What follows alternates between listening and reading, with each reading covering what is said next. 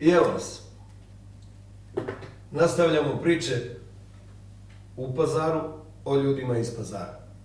People of Novi Pazar. Danas u goste ima onaj sektor koji je jako bitan za čuvanje stvari. Ne mogu stvari same da se dese, ili ako se dese, a ne budu snimljene, kažu isto kao da se nisu desile. Da nam se ne bi desilo da nam se stvari nisu desile. Enes Radetinac, dobrodošao. Bolje vas našao. Drago mi je što sam ovde i mnogo mi je drago što ste pokrenuli ovaj podcast, zato što mislim da je ovo itekako nedostajalo našem gradu, tako da ne to što sam ja ovde, nego što sam siguran da će ovo da bude jedan od najpopularnijih podcasta, ne samo u Pazaru, nego i šire. Pazi, meni je drago što si baš ti večeras ovde i obično pitanjem, odnosno priču počinjem pitanjem kako si, ali stvarno kako si. Iskreno, umorno, nenaspavano, ali ono što je najvažnije, srećno. Jesi dobro? Dobro jesam. Zato što kad čovek radi šta voli, kad čovek zna šta hoće, uvek može da bude i mora da bude dobro. Jer ako se fokusiramo na loše stvari, nikad nećemo biti dobro. A ako se fokusiramo na dobre stvari, uvek ćemo biti dobro. Ja sam čovek, to svi koji me znaju da sam vrlo optimističan i da ne volim mračne stvari. I zbog toga, evo, da ne mračim sad i neću mračiti, optimizam je nešto čime se ja vodim i zato ću uvek reći da sam dobro. A što znači da postoji opcija da ako kažeš da si dobro, postoji opcija i da nisi baš dobro? Pa naravno, mislim, život je, i sami znate, ceo život je bukvalno jedna igra. I sve zavisi kako naučimo da igramo, kako naučimo da plešemo, tako nam bude u životu. I onda mislim da dobro plešem. Evo je prva profesionalna deformacija, čovjek koji radi u medijima. Jesi dobro? Dobro sam, a u stvari... No, ajmo dalje. Enese, kad si rođen ti, brate moj? U decembru 86. godine. Znači, samo sam 6 godina stariji od tebe. Jeste, i iako svi kažu, mislim, ja sam ovako malo bucko, pa svi kažu da možda izgleda malo starije, ali smatram da godine uopšte nisu bitne, nego kako se čovek osjeća. Nekad mi je to bilo smešno i kad su mi to ljudi koji su bili stariji od mene govorili, ja sam rekao, ma ovi nešto lupio, nema šanse. Stariji čovek je nešto star, ali u stvari nije tačno. Nego kad sad gledam sebe i kad gledam, na primjer, sad mlade ljude, ja se ponekad zapitam da li sam ja mlađi ili su oni mlađi. Nažalost, mladi ljudi sad mnogo brzo odustaju, mnogo su depresivni. Možda što im je sve dostupno i zbog toga je mladost, odnosno onako kako je mi vidimo. Pazi, malo je do godišta, a malo je do materijala, moram da priznam. Pa jest, to si super rekao. Znači, mnogo je bitno kako smo, pa hajde sad da ne preteram, ali kako smo izbrušeni onako da bude to, kako su nas roditelji, kako nas je zajednica kristalisala, ali i mogu reći da mnogo zavisi od nas samih. I zbog toga kad si pomenuo materijal, mnogo je bitno kako smo mi neke stvari u glavi skockali. Sad sam možda malo previše ozbiljno, ali evo pokušat ću da se opustim, jer ja, kad su ovakve teme u pitanju, voleo bi da prenesem poruku mladima da budu malo aktivniji. Jer često radimo sa njima, a nisu nešto kao što smo bili mi. Evo, kad rekao si sam da si 6 godina stariji od mene, sećaš se ti kad si bio mlad, koliko si davao sebe i koliko sad daješ? Pa pazi, ono što mi je jako bitno i jako drago je da ti vidim slabo sjedih u bradi, tako da mi je to... Pa na kosti ne možeš, nažalost da vidiš, ali... Također, ja zbog toga nosim Tebi ba dobro stoji kapa, meni baš i ne pa zbog toga. Enese, gdje si išao u školu? Prvo bratstvo, pa onda Cana, pošto smo se preselili iz jedne destinacije na drugu, tako da sam imao 2 osnovne škole i nosim prelepa iskustva kako iz jedne, tako i iz druge škole. Pazi, šta mi je fora? Apsolutno je moglo i ono u kontru da ti kažem, ne, išao si u bratstvo, pa ne želim to. Želim da ovdje ljudi pričaju o sebi. To bi mi bilo nekako jako drago, jer je to jedan od onih načina i puteva da se ljudi u stvari oslobode sami. Ništa im ja ne treba, moje je samo da, navodimo priču na jednu vodenicu koja pritom stvarno nema za cilj da pobedi, jer smo pobednici čim smo seli u ovu stolicu. Upravo tako. Pa Moje školovanje, odnosno ta osnovna škola je obeležila mnoge, bar smatram sad, važne karakteristike. I mnogo je bitno, pošto sam ja u prvom i drugom razredu bio u bratstvu, imao sam učiteljicu koja se zvala Milka i koja je ostavila i tekako snažan utisak na mene, a to je da postanem samostalan. Znači, bio sam prvi i drugi razred, vi sad kad zamislite decu prvi i drugi razred, znate kako je. Ona mi je tad još stavila te temelje da, što se tiče izrade domaćih zadataka, način komunikacije, isključivo radim sam. Meni su roditelji, ta slika mi je dan danas ostala urezana, jeste da su htjeli da mi pomognu oko domaćeg zadatka, ja nisam dao. Zato što je ona tada meni rekla, znači bolje i da ne uradiš domaći, nego da ti neko drugi radi, jer ćeš tako da samostalno koračaš kroz život. I ona je skroz bila u pravu.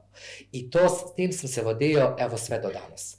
I zbog toga mi je drago da su takvi ljudi postojali, da takvi ljudi postoje, jer to nekako, evo, ja sad imam 38 godina, kad se ja sećam tih rečenica iz prvog i drugog razreda, što je tačno znak da je ipak ta učiteljica na mene ostavila tekako pozitivan korak i iskorak za moje buduće školovanje i uopšte način življenja.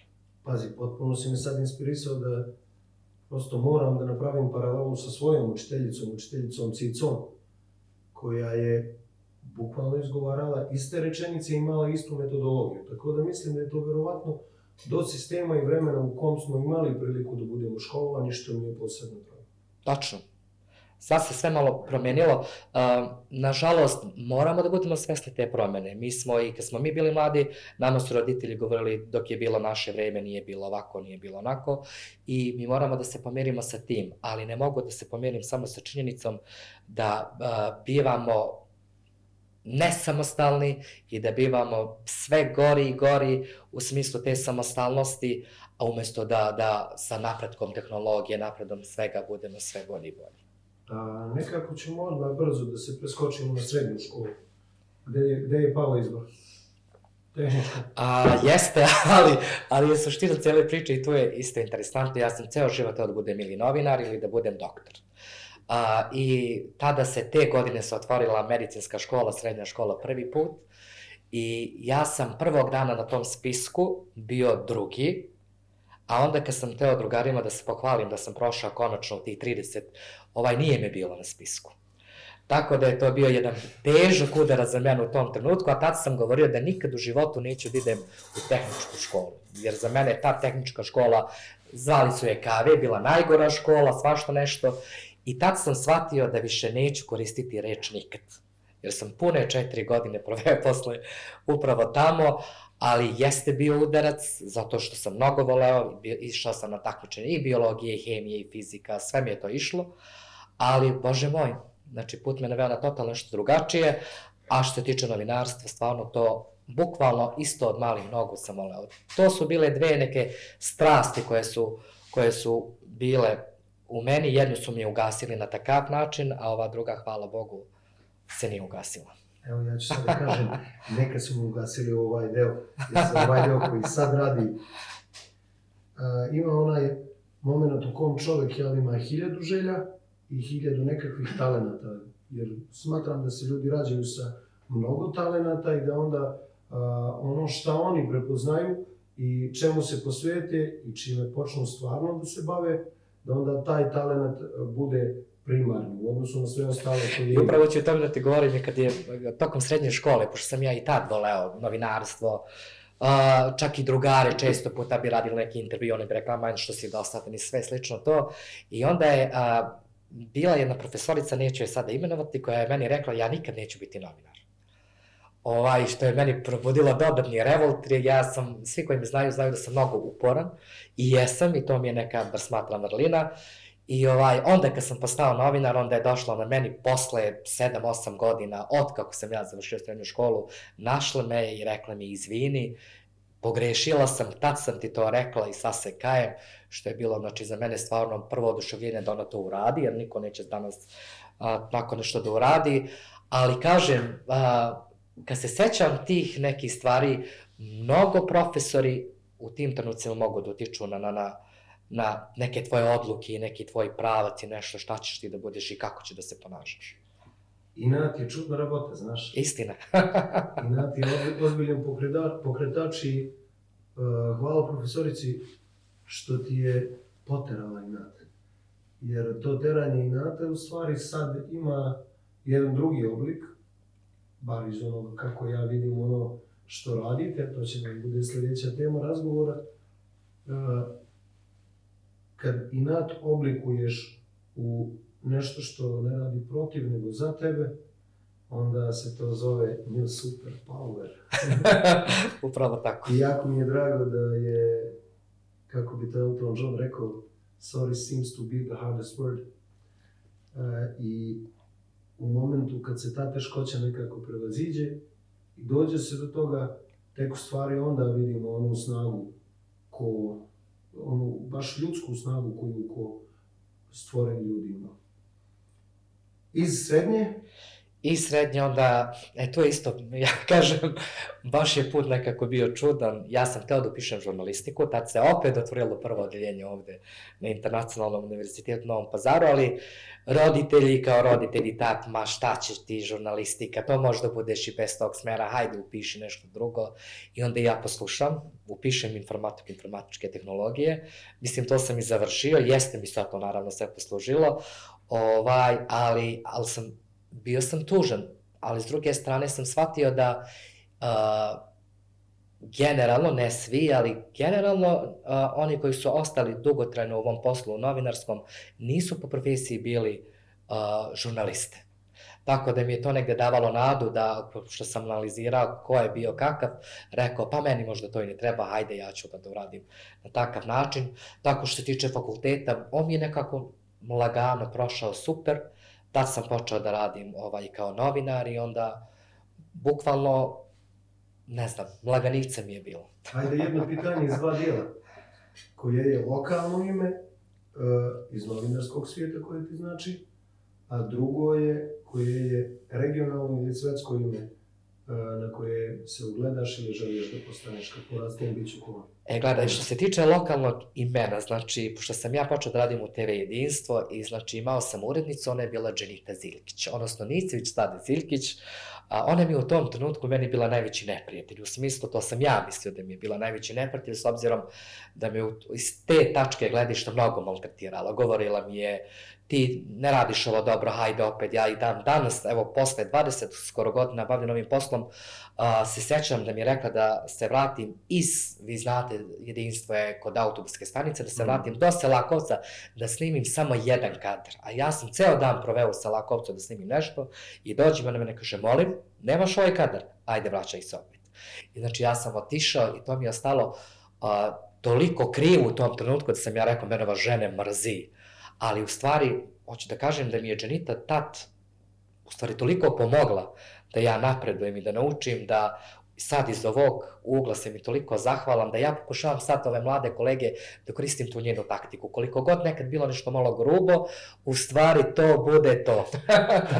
Ali stvarno jeste. Šta napravi Dženita mladim ljudima, nije mi za njega, nego sad za ove što rade. Ali stvarno jeste i onda sam shvatio da ja sam govorio, ja ovo ne mogu, ona je rekla, ma kako ne možeš, možeš, znači ona me baš bacala u vatru i shvatio sam koliko god vam ljudi pričaju teorijski, znači teorija se i tekako razlikuje od prakse i onda vidiš da je praksa, koristit ću ovaj pazarski izraz, babo za sve te stvari koje mi u životu radimo, možete da završite 30 fakulteta, možete teorijski da znate sve, ali ako praktično ne znate, sve vam to pada u vodu i to je bukvalno meni Dženita kroz to pokazao, tako da ću evo uzeti nju za primer, da je ona nekako usmerila taj moj pravac kako da radim. A u to vreme što se tiče tih imena, ona je i danas popularna, na primer to mi je bila Olja Bećković, ona mi je tad bila onako top, pa sam ja pomalo krao od nje fore kad sam vodio političke emisije šta i kako,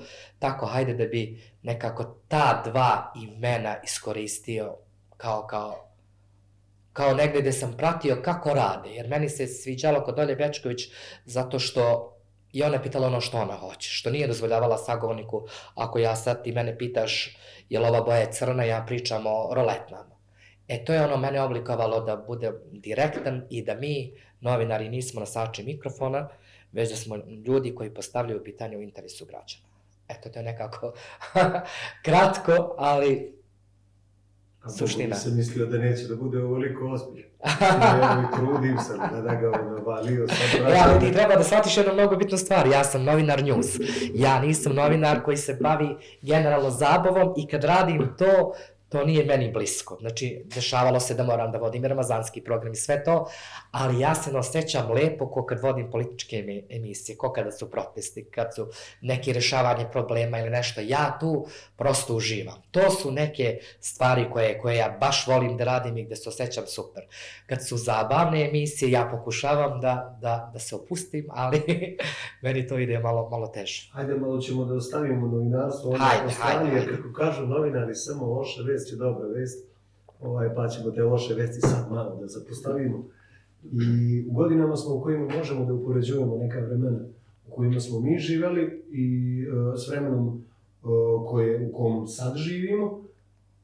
Kako se tebi čini ta vrsta one vidne promjene, one koju možemo prvo da vidimo okom, a onda naročito ona komunikacijska, evo opet Ne može. Na nivou onog komunikacijskog između tebe i ljudi pre i ljudi sad. Ili tebe od tad sa ljudima koji su bili stariji i tebe od sad sa ljudima koji su mlađi. Komunikacija se drastično promenila. Znači, evo da ne bude samo da pričamo o tom novinarskom poslu, kako komuniciramo mi sa sagovornicima i to, ajde, pošto si rekao da ne pričamo o tome, ali samo komunikacije među ljudima. Znači, ljudi su ranije pričali, gledali se u oči, govorila, sad se sve pretvorilo u to nešto digitalno. Znači, ljudi, čak i kad dođu da razgovaraju sa nama, znači, mladi ljudi kad dođu, kad traže posao, on ne ume da pogleda u oči, on ne ume da razgovara. Znači, to su odgovori sa da i ne.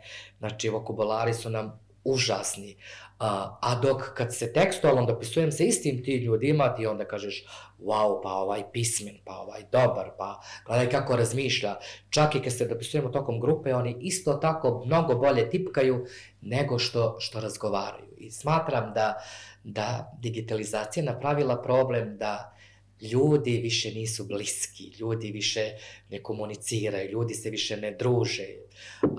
Sve se promenilo. Ostaje mi malo žao što, na primjer, deca se sad ne igraju, nego koriste telefone, nema žmurke, nema trčanja, nema ničega. To je ono što ja pravim veliku razliku našeg vremena i vremena sad mladih ljudi, a ja kad ovo pričam sad delujem kao deda, ali suština je da oni to ne razumeju i kažu da smo mi bili staromodni. Sad ću bukvalno da napravim jedan test. Uzmi telefon. Ajde. Stani polako da te nađe.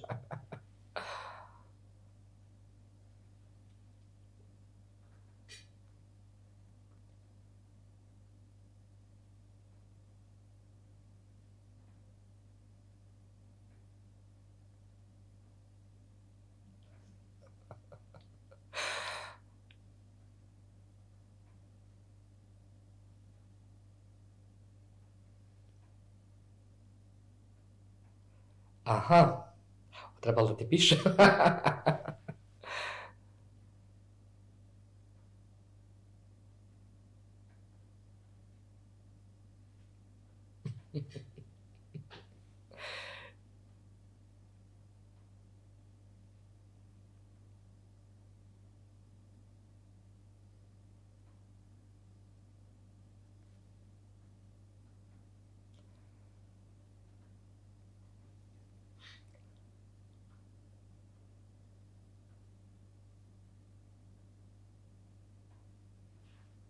Trenutno me zove Emi Ličina.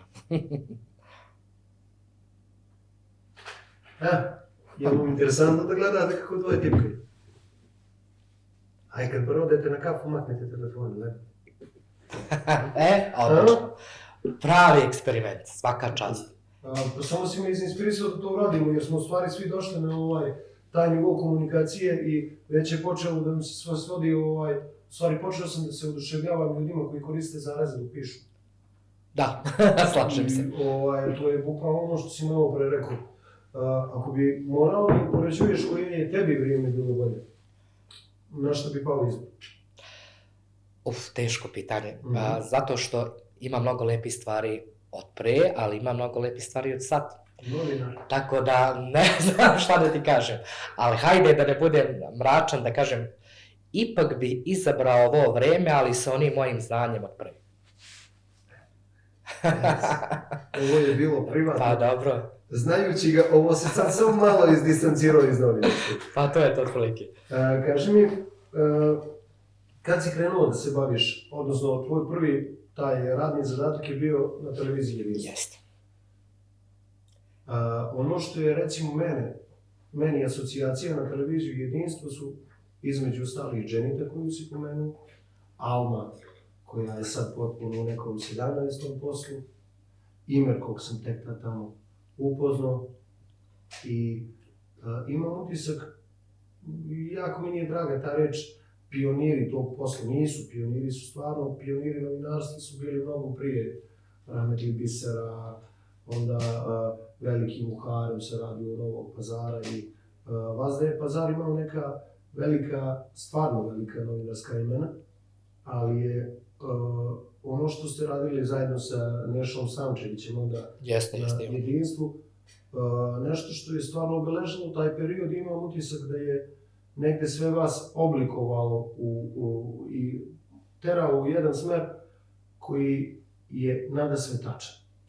Jeste, znači Jedinstvo, evo da se vratim opet, znači sve trenutno što možda znaš novinara, osim možda 3 novinara u Pazaru, nisu nekad možda bili deo Jedinstva. Svi su oni bili deo televizije Jedinstva i televizije Jedinstva, ono što razlikuje od ostalih televizija, s obzirom da sam imao kontakata sa svim ostalim televizijama, negde sam čak i radio, je da je jedina televizija koja je imala porodičnu atmosferu. Mi bismo se tu okupljali, znači, i kad radimo, i kad ne radimo, i kad je Ramazanski, i kad je Božić, i, znači, to je ono što je činilo Jedinstvo različitim od svih ostalih televizija. Tu se nije dolazilo da se radi čisto samo da radiš, da radiš zadatak odeš, nego da se družiš, da se zezaš, da uživaš. To je ono što ja pokušavam sad, ako uspijem nekako to da napravim, to je ono kad se me pitao šta mi nedostaje, to mi nedostaje iz tog novinarskog posla, ta sreća koju smo tad osjećali u TV Jedinstvo i smatram, nažalost, da se TV Jedinstvo nikad neće ponoviti, ali takođe smatram da se televizija Jedinstvo nikad neće zaboraviti, s obzirom na tu porodičnu atmosferu.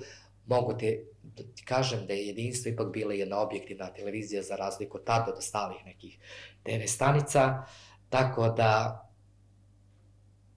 sećam se lepih trenutaka, ali osjećam i neku tugu kad se pomenja ta televizija. Može li jedan brzi test poznavanja televizije Jedinstvo? Pa može, ali sad ne znam u kojem periodu, pošto je televizija od 99. ako se ne varam, a ja sam 2008. Pazi, ja ću probat da budem širok pa da hvatam od početka dokle se ja sećam, dokle mogu, nisam spremao ovo tekode. Kako se zvao kviz koji je vodio Nebojša Samčević? XXL. Kako se zvala emisija nedeljom koja je bila posvećena tinejdžerima po uzoru na one emisije sa MTV? Ne znam, to stvarno ne znam. Kako se zvala? Sećaš li se ko je vodio tu emisiju? Ne sećam. Pa ta tvoja omiljena voditelj. Dženita je vodila? Oni su je rodili. Da. Hitomanija. Almir će me, Kjeler će me sad. Ko je bio prvi urednik televizije Jedinstvo i osnivač televizije Jedinstvo? Ramis Etemović. Znači, Ramis je živa legenda. Od njega treba svi da učimo, pogotovo kako treba da se komunicira sa novinarima, sa radnicima. Mi bismo došli nikakvi, znači mi bismo iz njegove kancelarije došli kao da smo hipnotisani, zašli bi srećni, zadovoljni, to da li je bilo plata, nije bilo plata, male, velike, to nas nije zanimalo, ali je rekao vrlo jednu interesantnu rečenicu što svi pamtimo, znači novinari su ili su zaljubljeni ili su ludi, treće nema. Tako da Ramis je živa legenda žao mi je, pošto sam pomenuo Dženitu što Ramisa nisam pomenuo, ali ja kažem Dženita je baš nastavila pečet, ali Ramis je najbolji psiholog nad psiholozima. Hvala Ramizu što je okupio takvu ekipu, jer od ovih ljudi koji se sad bave ovim poslom, fakat je da je veliki deo uspešnih novinara, baš iz televizije Jedinstvo, i imam utisak da je Ramiz imao baš dobar njuh da odabere ljude. Jeste, a i tad je meni Ramiz rekao, mislim, kad sam tek došao prvi put, kada je bila audicija, on je meni rekao, tebi ću za tehničko lice, tebe neću za novinara.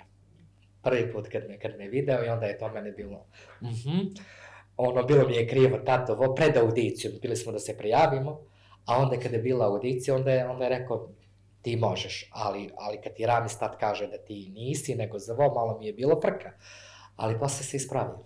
Malo prije smo se dopisivali, ja sam postavio pitanje koja ti je bilo omiljena igra kad si bio mali.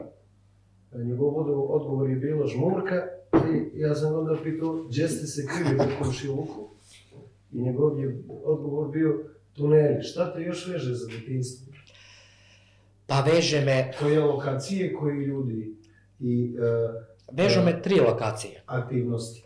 3 lokacije, to je ulica Mehmeda Alibašića, mislim, tu su mi živjeli deda i nana, onda Bukreš, i tu su mi isto od majke dedo i nana, naravno Lug, tamo sam porastao, i ono što me veže jeste reka Raška i puštanje niz reku Rašku, imali smo gume, verovatno si ti to radio, i taj period je bio najsrećniji da smo čekali leto da se spuštamo, i eto da budem kratak, ali to je nešto što ostavlja veliko, ne znam, sećanje na nešto prelepo, i žao mi je sad kad vidim da je, ali ja se vraćam na novinarsko, da je zagađena reka, mi smo se kupali, mi smo pili vodu iz reke Raške. A jeste se, pošto smo trenutno u periodu kad je zima aktivna i aktuelna, jesi li kačio kad bi išao kod dede i nane u Bukreš, jesi kačio šedrnje i... Kako da nije, naravno, uvijek. Odakle ste spuštali? Pa skroz, od džamije do Halimače, ako mislim da se zove ona Halimače. I oko nas se dole zove u Bukreš je... Kako se zvaš? Ja ne mogu da se... Ali od džamije kad se spušta dole na vrh čaršije. Na vrh čaršije. Jer dedo i nana su mi tačno bili tu, tačno kod džamije, i onda mi odatle... Ali mogu ti da pitam kako zvaš ona voda u Bukreš gore? Jel znaš? Da je na Hadžet, ja ti znam. Dobro, Hadžet. Dobro si pomenuo i Hadžet, i Hadžet je dobar. Kaže, evo da pitam u Google sad opet test kako se zove... A koristiš Google, di si in? Bukreš. Voda u Bukreš. Kako se zove česmovača u naselju Bukreš?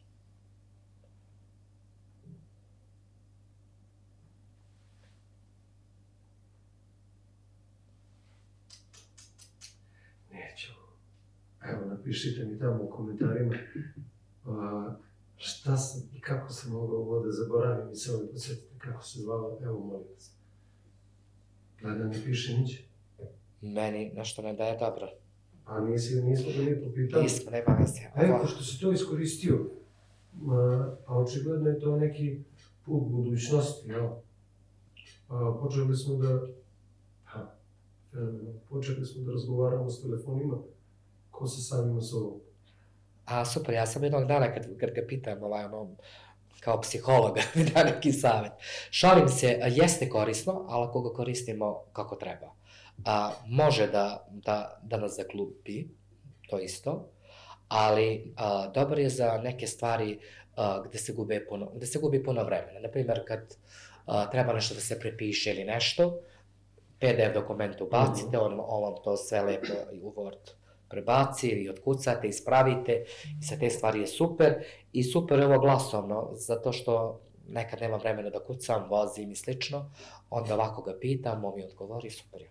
Kako ti zvuči ova igra sa AI-om?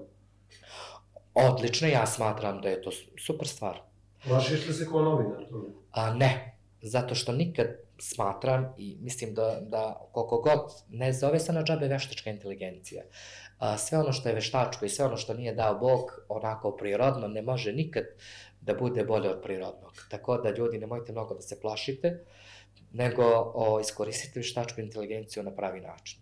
U Bukreš se voda zove Grlice. Grlice ja, jeste. Tačno, bravo. Veštačka inteligencija. Veštačka inteligencije, šta znači fokus. Reci mi, ajde sad da dođemo do vremena sad. A vrijeme sad je, vlasnik si i urednik portala i televizije, koja mogu veoma odgovorno da kažem, pokušava da bude nezavisna. Koliko uspeva, to ćeš ti da mi kažeš. Dobro. Ja kao konzument vašeg kontenta mogu da kažem da tu ima mnogo nezavisnih elemenata. Iskoristit ću jednu vrlo dobru rečenicu kad kažu ne postoje nezavisni mediji, postoje objektivni mediji. Jer kad govorimo o nezavisnim, vrlo je teško reći nezavisan, jer nezavisno znači da ne zavisiš financijski ni od koga, nego da sve funkcionišeš sam, ali prosto je nemoguće. Znači, ako mi ti platiš reklamu, ja zavisim od tvoje reklame, od ove reklame i slično dalje. Objektivni, mogu da kažem da jesmo, iz razloga što se maksimalno trudimo da radimo posao kako treba. Mi smo ljudi, koji svaki čovjek drugi, ne znači da ne možemo da pogrešimo, ne znači da ne možemo da kiksnemo, ali sa namjerom sigurno ne. Ono što možda, ja ranije nikad nisam teo da se hvalim, to mi je nešto bilo bez veze da ja pričam iz svojih usta mi najbolji, mi ovakvi, mi onakvi, a u stvari došlo je vreme da ja prosto želim da kažem, znači i odgovorno tvrdim, da sve mogu da nam spočitavaju osim to da nismo objektivni. Jer se maksimalno trudimo, ali je problem nekako ponekad u zajednici, evo daću na primjer, sve dok ja kao medij pišem nešto što je možda dobro za neke koje ti simpatišeš, ti ćeš da kažeš, ovi super rade. Ako se desi jedan trenutak da ja uradim neku priču koja nije dobra za one koje ti simpatišeš, odmah ide osuda nekeg dela zajednice, a to je da, evo, prodali su se, evo, ovakvi su, evo, onakvi su, to veze nema. Ako govorimo o objektivnim medijima, to znači ako si ti uradio nešto dobro, bravo, to je dobro, ali ako si uradio nešto loše, da ja treba da kažem da je to loše. A ljudi kod nas to pogrešno shvataju. Nije objektivan medij, po mom mišljenju, ali i po etici novinarstva, da samo se govore ružne stvari. Nego ako je taj neko uradio ružno pa ispravio, treba čoveka da pohvališ da je on uradio stvar kako treba. To naša malo zajednica treba na drugačiji način. Ne kažem sva zajednica, ali malo nas je to bolelo. I, na primjer, mnogo puta smo mi čuli to, aha, evo, prodali su se, aha, evo ovo. A onda kad uradimo opet neku drugu stvar, svaka čast. Ljudi vrlo lako zaboravljaju neke stvari. Ono što je nas nekako, da kažem, diglo u nebo je ta korona. Znači, mi smo prvi mediji u Pazaru koji smo bukvalno otkrili da je Pazar žarište korone. Znači, ja smatram da je jedan to veliki korak bilo za nas kao jednu medijsku zajednicu, kao jedan mali portal tad, da nešto tako uradimo. I ljudi brzo to neke stvari zaboravljaju. Onda kad su bili protesti, kad su bile sve neke te stvari, nigde nisu mogli da se vide osim kod nas. Mi smo prenosili uživo. A onda, na primjer, nam se desila jednom situacija da je koleginica umjesto, ne znam ti, nekog protesta, nije napisala nekoliko hiljada ljudi, nego napisala nekoliko stotina ljudi. Odmah su nas sasekli kako smo najgori, a opet taj protest smo mi jedini prenosili uživo. Sve vreme dok je trajao i nigde nije moglo da se vidi osim kod nas. Tako da, objektivni jesmo, nezavisni, ako gledamo iz tog konteksta, isto jesmo, s obzirom da stvarno trenutno imamo sreće da nas prepoznaje i zajednica, znači mi dobijamo projekat i od Evropske unije, dobijamo projekte i od ministarstava, dobijamo projekte i od lokalne zajednice, tako da smatram to jedan dobar dokaz da smo mi na pravom putu. Koliko je dozvoljeno igranje kod vas uopšte u poslu? Nije dozvoljeno igranje. To je ono što ja govorim o pravim novinarima i pravim medijima, jer imamo ove divlje portale, o njima neću ni da govorim, ali ono što ode u etar mora dobro da se proveri. To je i nema igranja, pogotovo kad postanete viralni komi. Mi smo sad, evo da i to malo da se pohvalim, nama je riječ o 2-3 miliona korisnika mesečno putem naših društvenih mreža i znači posle bukvalno 30 sekundi od objave naše vesti nema povratka. Nema igranja i mi uvek proveravamo iz više izvora. Verujte, vi nećete verovati da se dešavaju da institucije koje trebaju da nam daju odgovor, daju nam pogrešne informacije. Pa nam, na primjer, dobijemo od jedne institucije, aha, desilo se to, a druga institucija koja je isto umrežena sa tom institucijom nam kaže totalno drugu informaciju. I onda nam prave tu ponekad malo problem, ali se to sve proverava. Tako da sa novinarstvom, bar govorim pravim, pogotovo kad je u pitanju news, informativa, nema igranja. Što se tiče ovih kolažnih tipova, tu je kreativnost najbitnija. Mada i u newsu, ali kreativnost za novinara, za glumca, za sve te multimedijalne stvari je broj jedan. Ako to nemate, ne možete da se bavite ovim poslom. Iskoristio si pojam viralno. Ja bih mnogo želeo, i ovo je verovatno prvi put, da se, kako smo počeli ovo da pričamo, a Bože zdravlje trajaćemo, prvi put ću da iskoristim priliku, prosto moram da zamolim ljude da ne budu sudije, jer niko im nije dozvolio da budu sudije. Ili ako krenu da sude, onda ne budu spremni da će i oni da budu oni kojima će isto tako ljudi da sude. Ovo nije novinarski, ovo je ljudski. Ako može, super, ako ne može, spremite se i vi. Mogu da se nadovežem na to tvoje, to je odlično što si rekao iz razloga što ljudi su spremni mnogo da kritikuju, ne vide trud, ne vide koliko se ljudi trude da nešto rade. Najlakše je sedeti ispod fotelje i onda reći evo vaj loš ili ne. Nama se čak dešavalo da imali smo neki baš dobri vesti, ali gde su ljudi počeli da psuju naše sagovornike, da im psuju porodice i sve.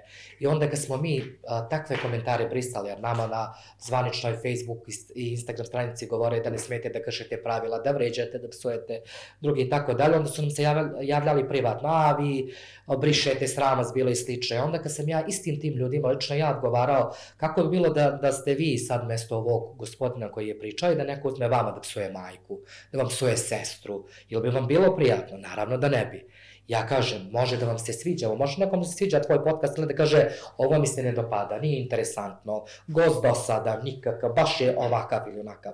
Ali da vi sebi dajete za pravo da karakterišete nečiji izgled, da psujete nečiju porodicu, to smatram da je najgore što društvo treba da dozvoli. Mi smo online platforma, ali ja sam neko ko je za apsolutno uređenje te platforme, jer mnogo ljudi sebi dozvoljavaju za pravo, ne razmišljajući o posledicama čoveku koji to gleda, porodici koji to gleda.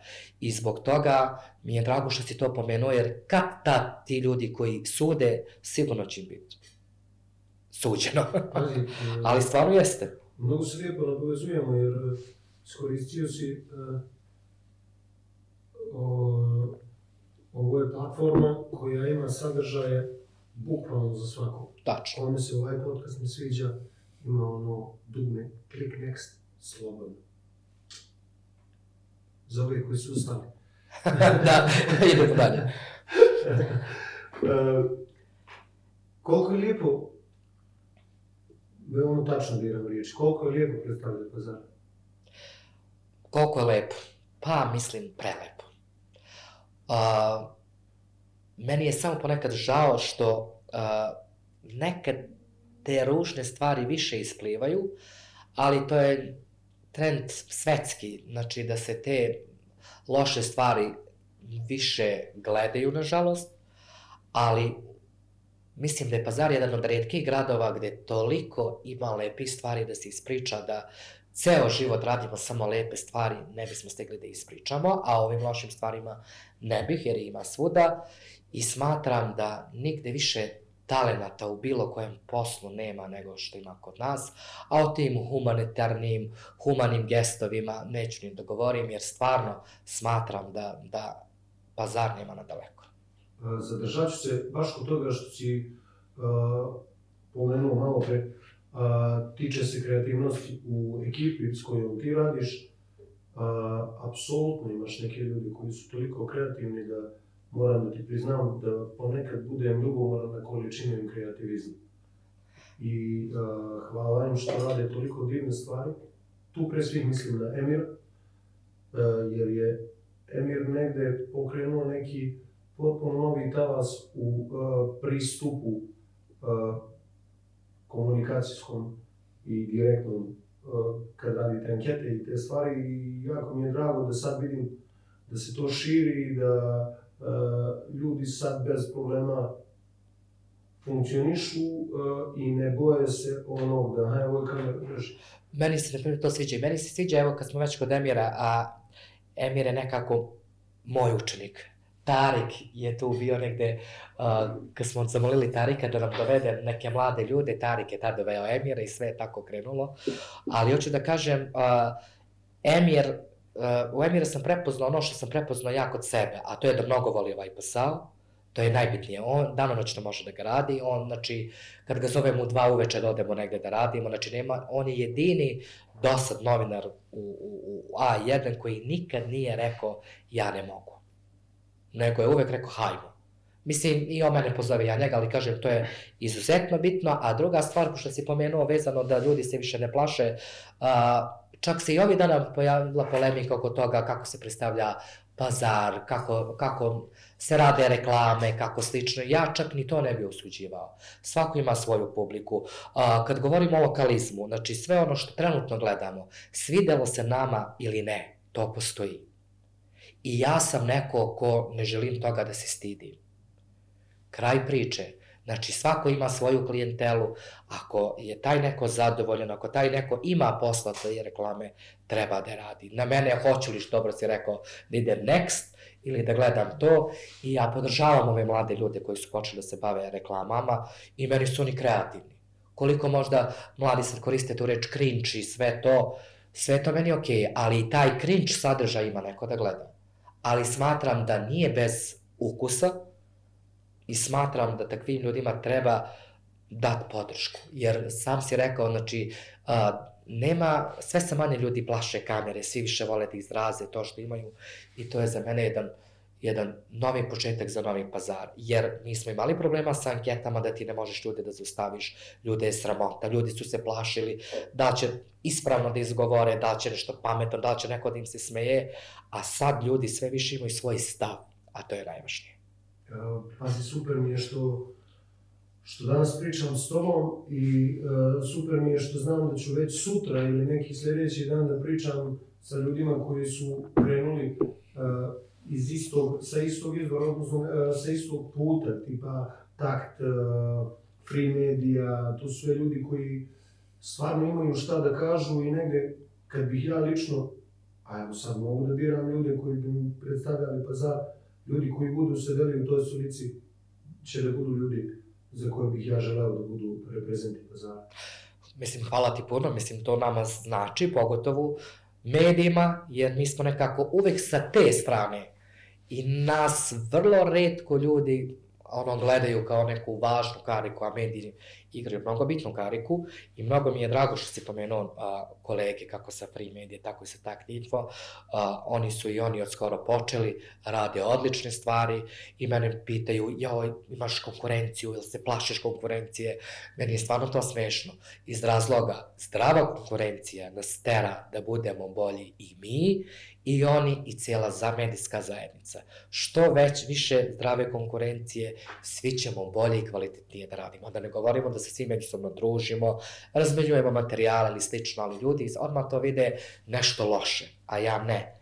Jer i kad imate zdravu konkurenciju i kad radite dobro, znači samo vas tera da radite još bolje. Tako da, video se, odnosno znaš da i Nusreta radi podcast koji je isto odličan. Gostovao sam prvi. Da, ali što ti kažem, i to je super različitost koju dajemo. Možemo evo isto gosta da dovedemo i ti i ja i Nusreta i Amela, ali svi ćemo da radimo na različit način i svi ti podcasti će da budu podjednako gledani iz razloga što svako ima svoj pristup kako prilazi gost. A pazi, svi ćete mi biti na toj stolici, svi nabrojani ljudi, tako da ja jedva čekam da onda imamo u nekom momentu, Bože zdravlje, možda to neko nekad bude i uradio, izvuči ko super ideje, uzmemo i da izmontiramo gostovanje jednih u drugih. Ali to je odlična ideja. Eto, ništa to zabeleži Tarik negde tamo. Tarik zabeleži, Emir zabeleži, Nusreta zabeleži i Amela zabeleži, baš ćemo imati dosta materijala. koliko je vama teško, čovječe, imam toliko stvari koje me prosto navedeš da te pitam da mi žao, da ne možemo da se prekidamo, moramo da se uvažavamo. Reci mi, koliko vam je teško da pređete sa te strane kamere na ovu stranu kamere, sa strane govornika na stranu sagovornika? Znaš kako, u početku je bilo teško, iz razloga mi smo navikli da postavljamo pitanja. I onda, kad smo malo prešli na ovu stranu, ajde vidimo kako je sa ove strane, ali je bolje zato što smo naučili da razumemo sagovornike kad pričaju šta i kako. Ali sa druge strane, ja smatram da svako ko je na, hajde nazovem to javnoj ili odgovornoj sceni, kad govorimo o političarima, ja se opet vraćam na news tamo gde najviše radim, ljudi moraju da budu svesni da to prosto treba da rade, da mi je to deo opisa posla, tako da što tiče kamere i toga, prva lekcija koju smo mi učili od kolega iz BBC-a još u TV jedinstvu je bilo da flertujemo sa kamerom. Bukvalno su nas terali da zamišljamo voljenu osobu i da kako komuniciramo sa kamerom. Tako što se tiče toga, ja bar lično nemam nikakvih problema. A još plus, mislim, dopisnici smo i ovi drugih televizija, non stop radimo live prenose. I ja nisam od onih koji mogu da pogrešim 100 puta, baš me briga, nastavim dalje, ne ućutim, nije smak sveta. Hajde da sad ne pričam, baš sam skoro, kad sam radio, pošto sam dopisnik Euronewsa, imao sam neko uključenje i nisam mogao da se setim kako se kaže množina za ćebe. I onda sam iskoristio ćebada, nešto tako, kako kažu u Novom Pazaru. Čisto sam se izvadio, u stvari nisam mogao da se setim, ali džaba, ali to je živ program i onda sam rekao to je to, idemo dalje. Ode. Ali to je to. Tako da... Pomenuo si konkurenciju. Ja moram da priznam da vas stvarno ne vidim kao konkurente. Vidim da ste jedni za druge tu ko neki, čak ne niko merila, nego ko oni prijatelji koji stvarno jedno čekaju da ovaj drugi bude malo bolji, kako bi onda on krenuo da isto tako diže lestvicu. Tako da, način na koji funkcionišete vi ko, ja vas zovem stvarno nezavisnim medijima, jer mi imate taj deo koliko god da to zvuči i kako god da to zvuči, da nosimo ovu vrstu. Ako krenemo da to prevodimo, onda ćemo morati baš onako da pričamo ko to finansira, ko nezavisnost u ovom momentu pod ovim okolnostima i u ovim uslovima igre meni znači baš to imati hrabrost da kažeš istinu pa kako god je. Tako da vi meni jeste nezavisni, super ste mi što jedni drugima niste konkurenti, nego ste jedni drugima ruka koja se drži i držite se da budete svi na jednom nivou, pa to ko će da ima pikove, to je već... Ali upravo ja kažem da se dešavalo se i sa Amelom, i sa Nusretom, i sa Tarikom, pogotovo kad su ove news brze stvari, znači oni kažu, desilo se to, oni idu, oni nego kažu, mašene se to, idi uradi to, a mi kad imamo neku priču koja je onako laganica, onda kažemo možda je ovo bolje da uradi možda Tarik i Nusret ili da uradi Amela nego mi, tako da uopšte mi tu nemamo neke zle misli i dok je tako, jer na medijskom scenu ima mesta za sve. Tako da niko ne treba da se plaši, a druga stvar, hoću da kažem, moram to da spomenem, bez toga se stvarno ne može, a to je da je sve, da je nafaka u Božijim rukama. I tu nema više polemike, tako da ne treba ljudi da se toliko brinu za tu nafaku koliko da se trude, jer ljudi ne žele da izađu iz zone komfora, to je najveći problem. Jer kad izađeš iz zone komfora, onda, jer svako, meni je, na primjer, ne znam ti, ali evo baš me zanima ti, sad meni odgovoriš, da li ti sebe možda zamisliš da radiš negde od 7 do 3 i posle 3 nekako da ne radiš ništa. Možda ljudi čitaju knjige, odmaraju, ali ja sebe ne mogu da vidim da radim od 7 do 3 i da to bude to. Novinari 24 sata. Odgovor ti je možda i mogu, samo ne znam koliko bi me držao. Znaš, tako da nisam to nešto testirao. Negde, znaš, ne postoji sigurnost. Ono što je fakat i samo je iz ovog šta si ti rekao. Ako je nešto tvoje, u bilo kom smislu, čak i u odnosu ljudi, posao, A da prijatelji, porodice, sve to. porodica, partneri, sve to, šta nije tvoje, možeš držati zaključano, to ode. A šta je tvoje, čekat će ti iza nekog ugla i to u vrijeme kad baš treba. I to jeste negde ono što posle neki, što ljudi ne zovu sudbinom. Evo, nama će sad 10 godina, mi smo osnovali 2015. godine, znači do 2019. godine, znači mi smo se 4 godine trudili, ljudi bi odustali posle godina dana, mi smo 4 godine furali, bukvalno skoro bez jednog dinara smo mi radili to i onda je, mislim, krenula, hvala Bogu, da ide na bolje. Ali hoću to da kažem da ljudi lako odustaju od svojih snova. Ne treba da odustaju od svojih snova, jer ja sam ubeđen da ljudi, ako želite da to stvarno želite, nemoguće da ne dođete do toga. A pazi, ko odustane, onda nije ni želeo. Znaš, meni je, kako god to da zvuči, ali meni jako vrijedno postojanje svih medija u Pazaru. Znaš, meni medijska slika svakako u Pazaru ne bi mogla da bude kompletna bez 100+. 100+ je isto tako koliko je bitno jedinstvo i televizija ekran za rađanje ovih televizijskih lica, isto tako mi je za ova radijska lica jako bitan radio 100+. I sad svi ti ljudi rade i na regionalnoj televiziji, na Sandžak televiziji i ovim medijima koji postoje, portali, sve televizije koje su sad aktualno žive, u stvari žive od ljudi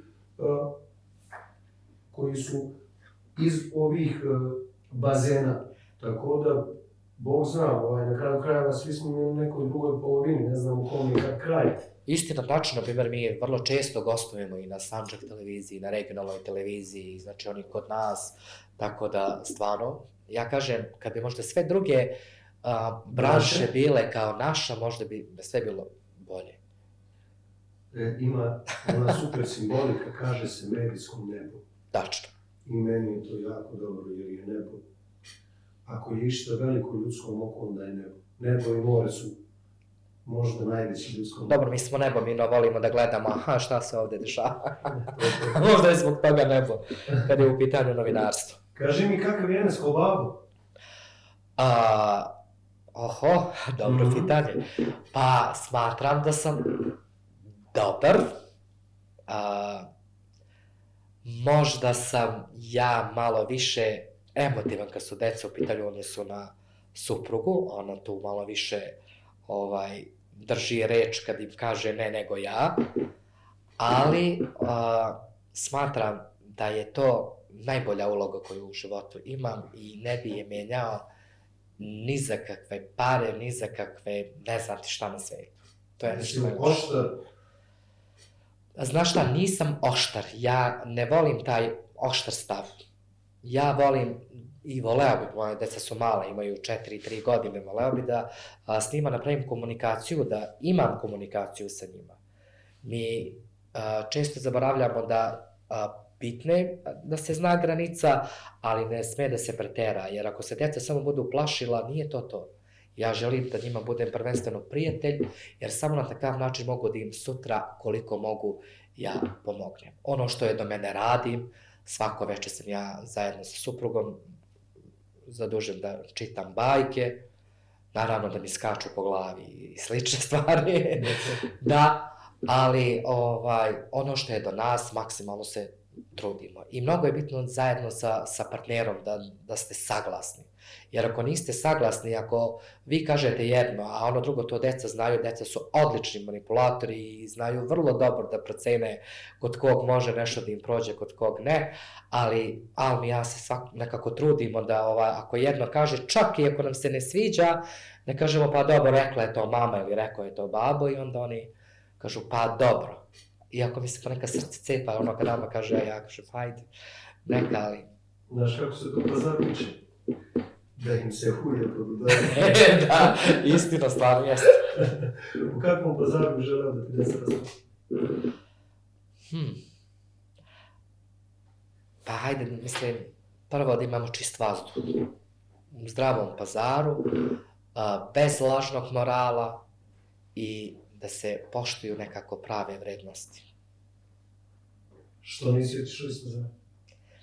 Zato što smatram i uvek ću smatrati da Pazar je dobro mjesto gdje može, ako se nekad malo i Pazar ocrni, mislim, i ako ga malo spustimo gdje ne treba, da može uvek da se vrati na tačku koja je dobra i koja je najbolja. I smatram, jeste mi padalo na pamet da napuštam Pazar, ja mnogo volim Ameriku, voleo bi da posetim Ameriku, ali opet smatram da je Pazar mjesto gdje može da se funkcioniše odlično i da se nekako, jer ja sam ipak i za te malo tradicionalne stvari, jer nažalost zapad i sve je to nekako super, ali se gube prave vrednosti, a meni je prava vrednost i suština porodice. Sve ostalo nema smisla. Živim bio, uzdravlje. Hvala lepo. Zadržat ćeš Šoljicu. Jel mogu? Ja se spratati napokon. Dobro, nemoj da bude sad kad isključimo kamere da bude vratim i Šolju. Evo, morat će da objavi fotografiju na Instagramu sa Šoljicom iz prostore koji nije ovaj. I tagujemo se. I tako je obavezno. A vi čekajte da dođe neko treći u ovu stolicu, ako vam je dobro.